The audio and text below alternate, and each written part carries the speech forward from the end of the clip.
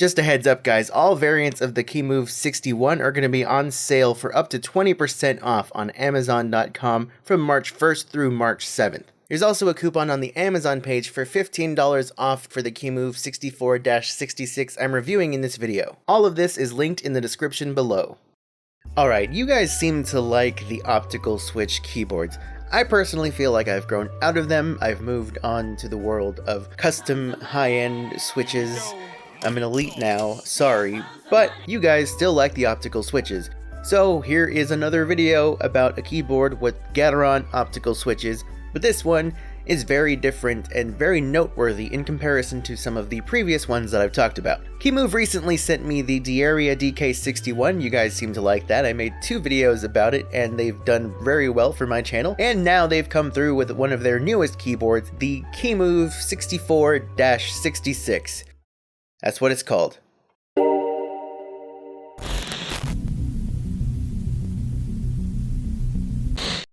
Available for $139.99 on Amazon and directly from Kemove, the Kemove 64-66 is, as I mentioned before, a Gateron Optical switch keyboard. Like every other Gateron Optical switch keyboard I've covered on this channel so far, this one is also hot-swappable with Gateron Optical switches. The one I have here came with the red switches, but it is also available in brown, blue, and if you get it from Kemove's website, you can also get the yellow and silver options, which, according to the views on my DK61 videos, are apparently the 2 switches that you guys are the most interested in when it comes to the Gateron Optical boards. Inside the actually very nice looking and premium box, you'll get a plastic keyboard dust cover, some extra switches, the keyboard itself, an L-shaped braided USB Type-C cable, some extra keycaps to swap out for Mac users, a handy instruction manual, a keycap puller, and a very nice key switch puller. I don't like the little metal ring things anymore, the little half ring, little C-shaped ones that come with a lot of hot swap keyboards. Longer key switch pullers like this one are just so much easier to use. And lastly, you get this little doohickey, which we're going to talk about in a little bit. I'll get to that, don't worry, it's one of the big important things of this keyboard. You've got the USB-C port on the top of the board, as well as a toggle switch from Windows to Mac, and an on and off switch for Bluetooth mode. This also has Bluetooth 5.1 built right in, so you can connect this keyboard wirelessly to up to 3 devices. So if you wanted to, you could connect to a computer, and then through the use of hotkeys, you can switch over to your iPad or your phone or whatever else. Even if you don't have a Bluetooth connection established between the keyboard and your computer, maybe your computer doesn't have Bluetooth at all, you do still have to flip the on switch when it's plugged into your computer in order for it to work. The back of the board has a giant etched Kemove logo, which I think actually looks pretty nice. It gives it sort of a uniqueness and sort of a pop that other keyboards similar to this that I've seen do not have. They all just kind of look generic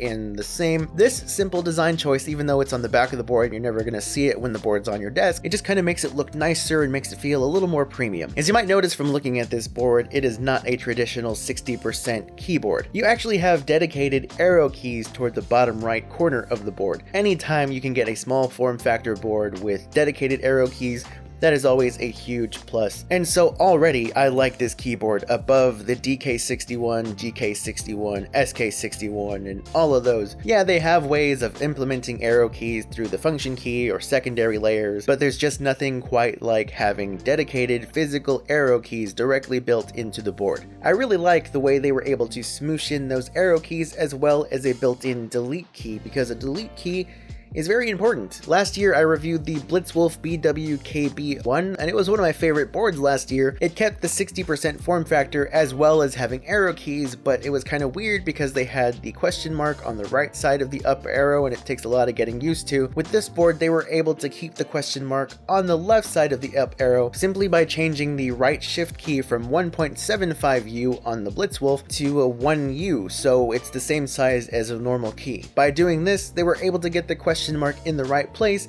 as well as have space for that delete key. And Kemove, thank you for making that choice, because as far as a compact form factor, that is probably one of the best ways of laying that out to give you the arrow keys and the delete key. I like it. It's able to maintain a 60% form factor without having to add the extra column of keys like you'd see on a 65% board. Personally, I prefer 65% boards, but if every inch of space is absolutely important to you and you need the smallest keyboard possible, this is still narrower than a 65% board and possibly one of the best ways they could have done that. Now, you may have already noticed looking at the board here that there is something a little bit different, a little bit unique about this board that you don't really see very commonly on a lot of keyboards.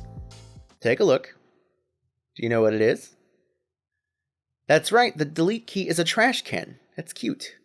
Oh, also there's a split spacebar. That's right, the reason that this keyboard is called the Kemove 64-66 is because out of the box, it has a 3-way split spacebar. I've seen split spacebars become increasingly popular in the custom mech market, so it's pretty cool and pretty unique to see it on an actual production board that you can just go online and order for $100-something and then have it delivered to your house without having to put it together yourself. I don't know if that's incredibly common, but it's one of the first times I can think of that I've seen it, so it's actually pretty unique, and it was my first time getting to use a split spacebar. So with the 3-way split of the spacebar, that actually makes this a 66 key keyboard. But where does the 64 come in? Well, that's because of this little doohickey I mentioned earlier. This is a traditional single spacebar. So if you don't like the split spacebar, there is actually a removable piece of plate on the keyboard. You take off some keycaps, take off a few screws, and you can swap out the split spacebar for just a regular old spacebar if the split one is not your thing. Interestingly enough, the single spacebar actually comes with a box Gateron black optical switch, which I didn't even know was a thing, but there it is. The only downside is the single spacebar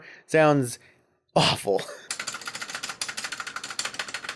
In case you've never seen a split spacebar, you might be wondering what are the reasons one would want a split spacebar. And there are a number of reasons, all coming down to preference and customization. Some people prefer a split spacebar simply to have 2 smaller keys. Spacebars just sometimes don't sound that great because they're these huge, long pieces of plastic that therefore give you more room for like an echoey sound. Sometimes if you notice in some of the sound tests and some of the videos I do, the spacebar always sounds pretty awful when the rest of the keys sound at least more decent. So by splitting the spacebar, you have smaller keys, therefore making it at least a little more pleasant sounding when you use the spacebar. But that's just the base level, because there is the customization aspect. With the Kemove 64-66, there is software that you can download. This is adapted specifically for this keyboard, so you can change the settings for the secondary spacebar and the little red key that makes the last portion of the spacebar as well. There are different layers and modes that you can program, so you can have it so that the spacebars do different things, maybe have it set to certain macros. It takes a little bit of muscle memory if you are used to using the spacebar traditionally with both thumbs, but you'll get there. I myself have heard that a lot of people like to use the right side of a split spacebar for backspace, so I gave that a try, and it took a lot of adjusting, but once I got used to it, I could see what it was about. I don't think I'll ever really stick to it, but I could see what the hype was about. With the software, there's a number of customization options you can choose for not just the spacebar, but for the other keys. It's kind of complicated, I'm not super gonna go into it. You can have different settings and presets, not just for keys and hotkeys and functions, but also for lighting. The RGB is super customizable through the software. There are even tons of lighting presets that you can just click on, and if you see one that you like in there, you can apply it to the board, and there you go, it's on the keyboard. Speaking of RGB, it is there, but I gotta say it's a little bit hard to see. It's partially because the keycaps are not shine through, they are completely solid, so light is not going to come through the letters, so you're strictly going to see the lighting through in between the edges of the keys, which makes it much more difficult to see. Personally, for me though, I would rather have better keycaps than worry about having RGB shine through. If you really care about RGB, it is not going to be easy to see on this board, even at the highest brightness. The keycaps are dye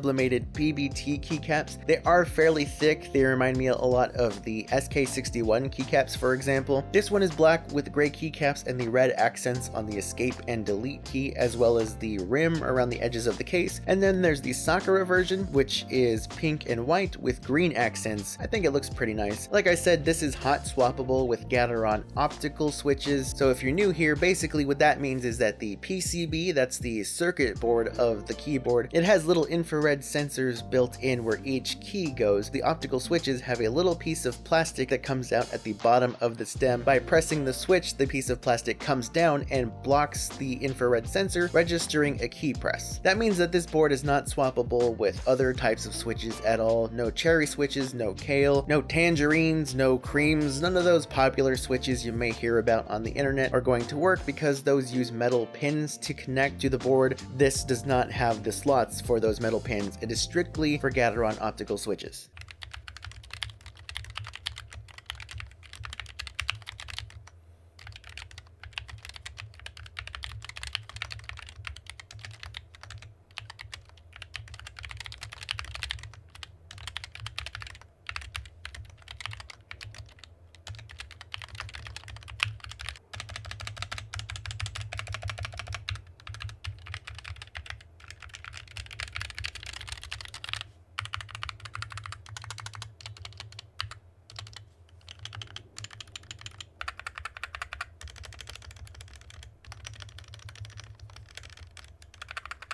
The keyboard sounds okay. I remember when I used the GK61 for the first time, I loved how it felt and sounded, and then with the SK61, I loved it even more. I've gotten to a point where I've gotten so accustomed to another certain type of keyboard sound